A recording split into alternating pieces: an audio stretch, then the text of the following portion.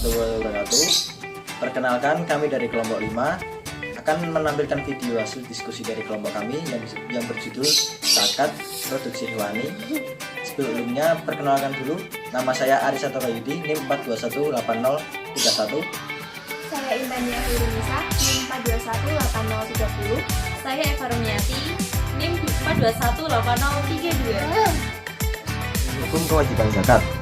Menurut bahasa, zakat berasal dari kata masdar yang bermakna berkah, berkembang, dan suci.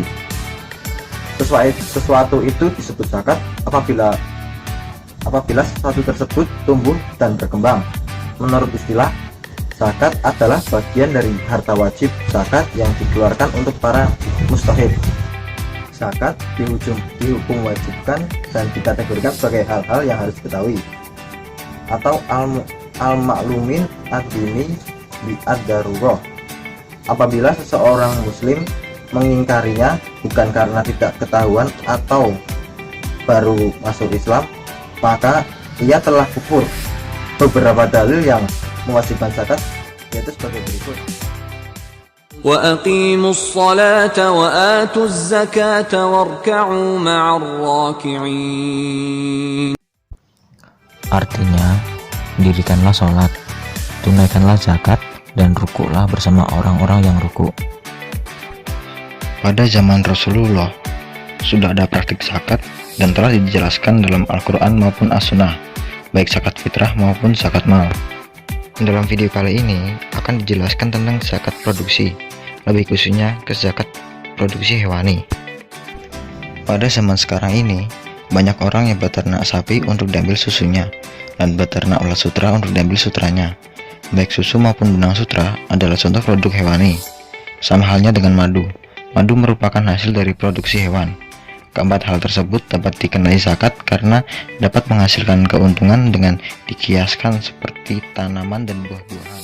Hasil-hasil produk hewani seperti susu, sutra, telur, madu yang menjadi kekayaan di zaman sekarang wajib disakati jika yang pertama zakat sudah diambil dari fisik hewannya, yang kedua belum diambil dari fisik hewannya, yang ketiga nisabnya zakat ini senilai 5 wasak, yang keempat persentase 2,5% apabila produk hewani dipertimbangkan sama dengan harta perdagangan.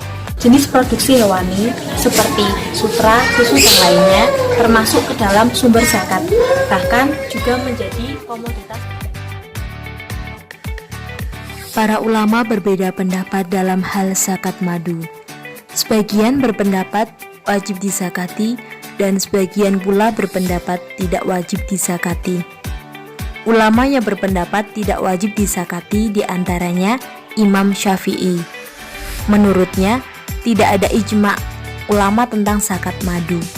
Alasan selanjutnya, madu adalah cairan yang keluar dari hewan, sehingga menyerupai susu. Sementara susu itu sendiri berdasarkan ijma ulama tidak wajib dikeluarkan zakatnya. Sedangkan ulama yang berpendapat madu wajib disakati diantaranya Yusuf Qardawi. Menurut Yusuf Qardawi, madu merupakan hasil pertanian bukan barang dagangan. Zakat madu lebah pernah dipungut pada masa Khalifah Umar bin Khattab dan dipungut sebesar 10%. Pendapat ulama yang mewajibkan madu untuk dizakatkan. Madu adalah cairan yang keluar dari perut lebah.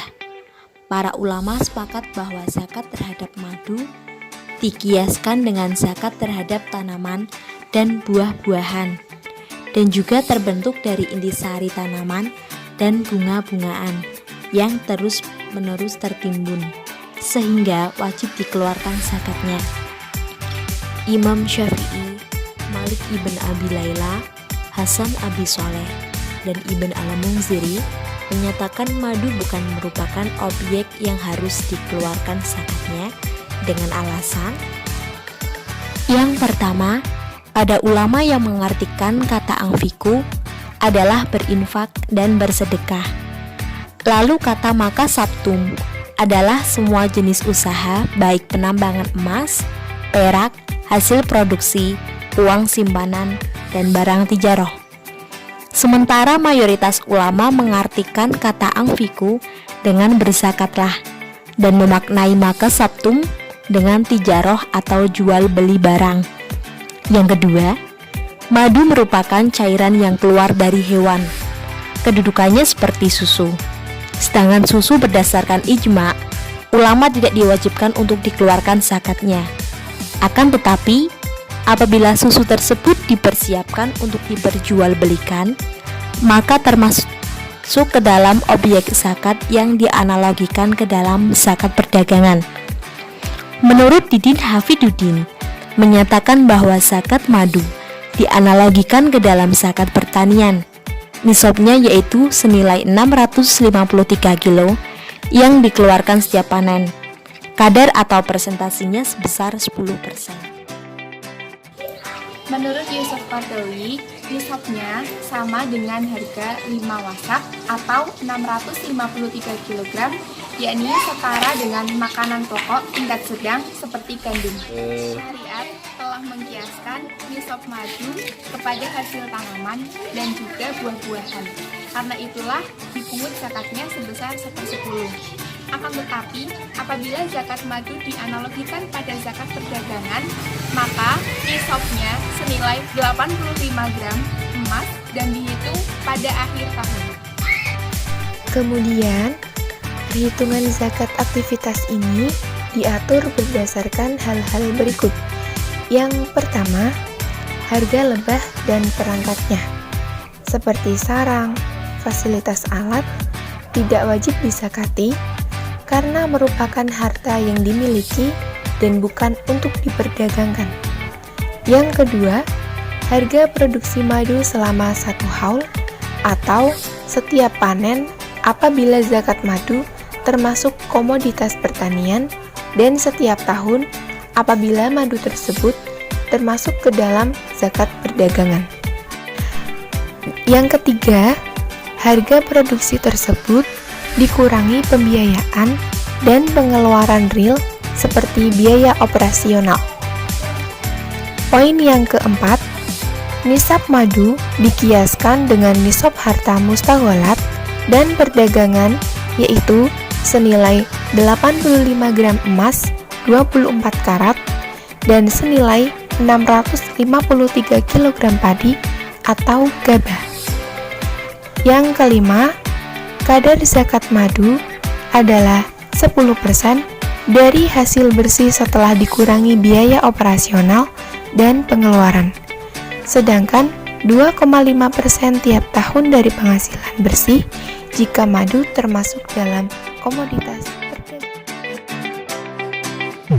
Sekian dari kelompok kami, kurang lebihnya mohon maaf. Assalamualaikum warahmatullahi wabarakatuh.